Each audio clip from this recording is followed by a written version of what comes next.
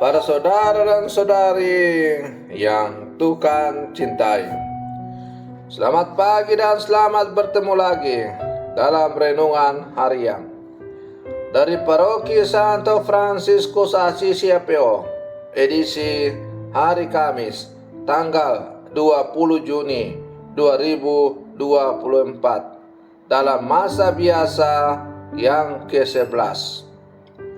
Mengawali hari yang baru ini, kita hendak mendengar dan merenungkan sabda Tuhan. Marilah sebelum kita mendengar dan merenungkan sabda Tuhan, kita berdoa. Dalam nama Bapa dan Putra dan Roh Kudus. Amin. Allah Bapa kami yang ada di surga, bagaimana kami dapat berdoa kepadamu kalau bukan Engkau sendiri yang meletakkan kata-kata pada lidah kami. Semoga kami selalu terbuka terhadap bisikan Roh-Mu, dan ajarilah kami mengenal nama-Mu.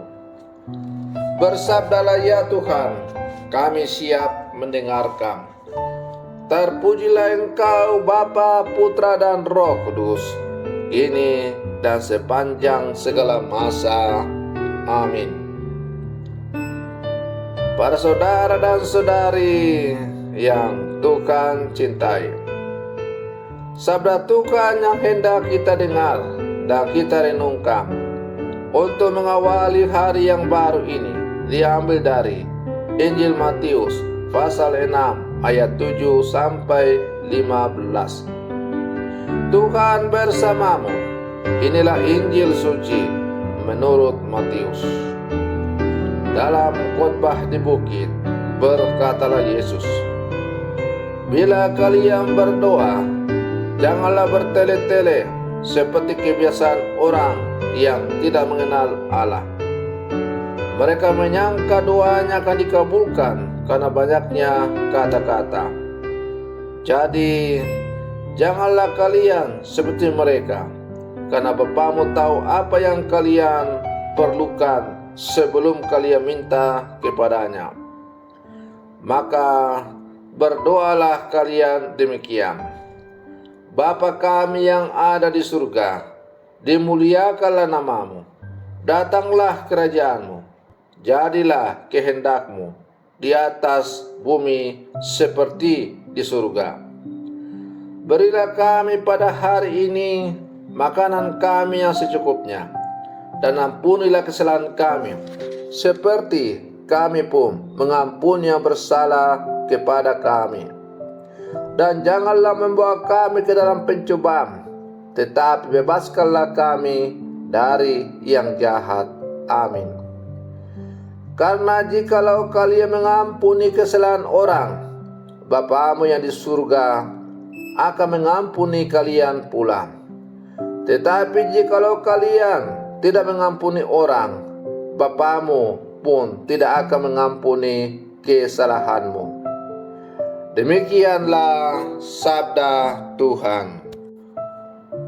Para saudara dan saudari yang Tuhan cintai, doa adalah sekolah harapan, kata Paus Benediktus ke-16.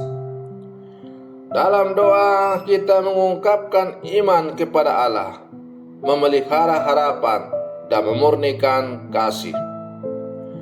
Doa juga meneguhkan relasi kita dengan Allah dan sesama. Karena itu, Yesus dalam Injil hari ini memberikan satu contoh doa yang kita kenal sebagai doa Bapa kami. Ada beberapa hal penting yang dapat kita temukan dari doa yang diajarkan oleh Yesus ini. Pertama, sasaran utama dari setiap doa adalah membiarkan kehendak Allah terjadi di dalam seluruh kehidupan kita. Melalui doa, kita tidak sedang berusaha untuk memaksakan kehendak kita pada Allah. Doa menjadi sebuah komunikasi antara kita dan Allah. Karena itu, dalam setiap doa kita tidak selalu berbicara, tetapi juga membiarkan Tuhan berbicara kepada kita. Kedua, doa juga merupakan upaya membetulkan relasi dengan Tuhan dan sesama. Karena itu, dalam setiap doa selalu ada rumusan perdamaian yang tampak dalam tindakan memohon ampun atau mengampuni sesama. Seseorang yang sungguh berdoa pastinya memiliki relasi yang baik, tidak saja dengan Allah tetapi juga dengan sesama.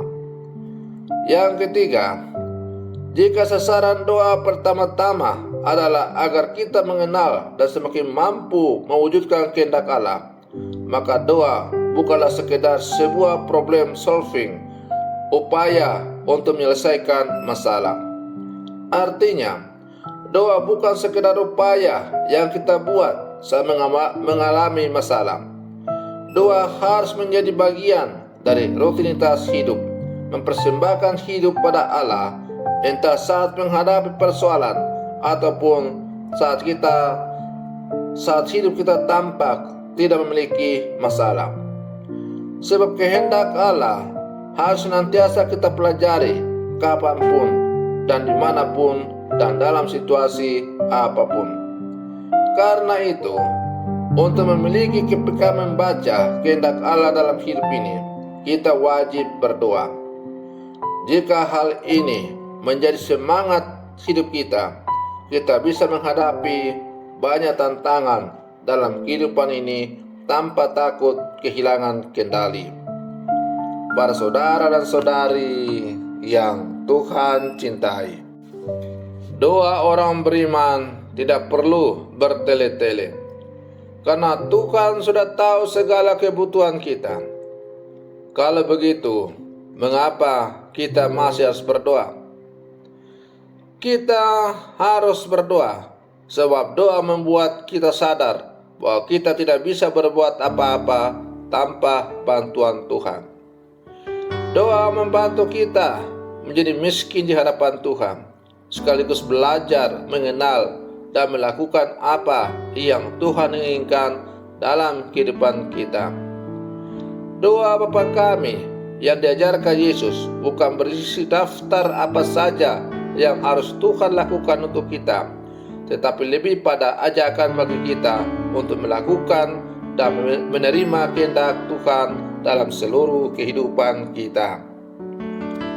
Para saudara dan saudari yang Tuhan cintai, ya, doa adalah merupakan nafas kehidupan kita sebagai orang-orang percaya. Oleh karena itu, hendaklah seluruh kehidupan kita selalu dasarkan dalam sikap selalu berpasrah kepada Tuhan lewat doa-doa yang kita panjatkan. Karena itu, hendaklah dalam setiap keluarga Katolik selalu menanamkan sikap berdoa kepada anak-anak, sehingga anak-anak kita, anggota keluarga kita semakin bertumbuh dan berkembang dalam hidup iman, karena selalu mengandalkan Tuhan, selalu mengandalkan komunikasi dengan Tuhan dalam seluruh kehidupan. Para saudara dan saudari yang Tuhan cintai, sebagai murid-murid Yesus yang hidup di zaman sekarang, mari terus kita menjadi rasul-rasul doa dalam kehidupan kita, dimulai dari lingkungan yang paling kecil, dalam keluarga, kombas, paroki, dan akhirnya dalam seluruh kehidupan kita.